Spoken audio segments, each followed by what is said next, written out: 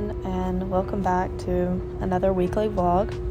For this week, I decided to do a voiceover of me and my friends deciding to get donuts and talk about some of my thoughts about the food memory articles.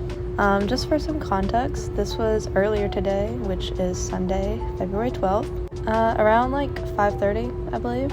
Don't remember exactly, but we got these donuts from Country Donuts on Jake Alexander Boulevard. It's by Katana, the sushi restaurant or Japanese restaurant, if any of y'all have been there.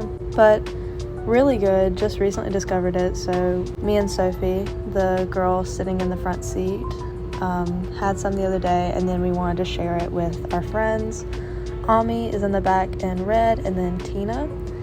So we actually got a dozen of like specialty donuts. You can kind of see like the different kinds throughout the video. But we got a dozen for under $20, which is not half bad, especially for the quality donuts. They were very, very good. So please check it out. So one of the first articles I read was titled Savoring Memories of Sunday Dinner. And this article is about an Italian-American woman reminiscing on her mom cooking and preparing what she called gravy for their traditional meal on Sundays. And one of the things that I took from the text was her saying, every Italian-American woman with any pride started gravy by breakfast. Basically, she said this alluding to how long this meal took to prep, and by starting it by breakfast, it would then take all day to prepare and be ready by 2. So it was definitely a very well thought out, planned meal, and to do this every Sunday is just crazy. She even talked about how she often thought how she could never do that, being so busy, and then remembers oh, they were busy too, which is also a little mind-blowing for me too. But in total, the whole article really just showed this meal was so deeply rooted in their tradition. And one of the things that I also really liked is she talked about she knew exactly all the recipes and talked about remembering exactly how her mom cooked it and her helping by making meatballs and just the whole process. But when she would think back on it, that would not be the stuff she really thought about, but instead she would think about stuff such as her mom calling for supper and how her grandma would take forever to eat and be sitting at the table long after things had been cleaned up.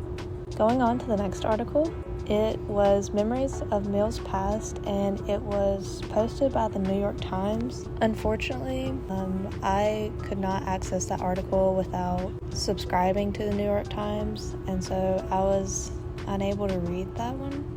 But moving on, the next article was titled Jerusalem, A Love Letter to Food and Memories of Home. And it was an article about this book called Jerusalem, which was a cookbook and described as a chance to reimagine the recipes of their childhoods, talking about the two authors and chefs of the book, and reminiscing about Jerusalem's open-air food markets and street food.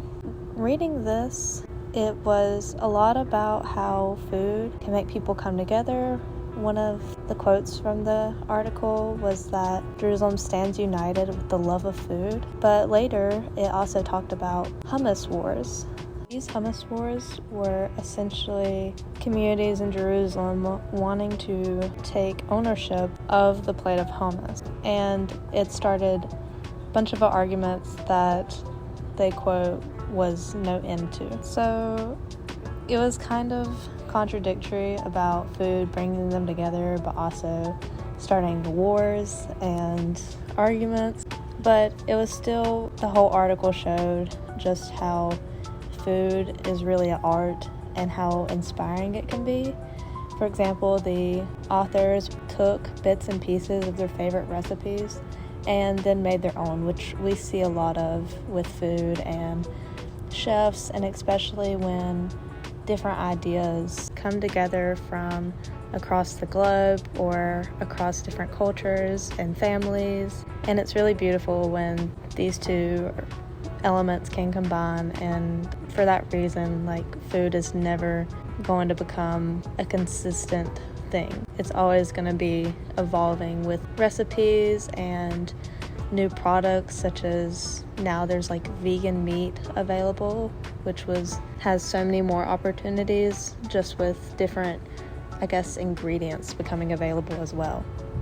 So the final article that I read was called Ari DeLuca, The Food of Memories and Childhood, and it was about DeLuca's experience with food and growing up and really reminiscing on the idea of food and what surrounds it. And one thing that he talked about that really resonated with me was how food is linked deeply to people. He actually shared a story about this food that his grandma used to make for him, and a food that always reminded him of her. And since she has passed, he has not eaten that food again. And although I don't have a experience exactly like that, I can definitely see where he's coming from with a lot of my food memories surrounding my grandparents. Another important thing that DeLuca brought up was how food is often a luxury, especially good food. One of the things he remembers his grandma saying is, "At the table we are fighting with death," and kind of went on about all the ways you can die from eating or not eating.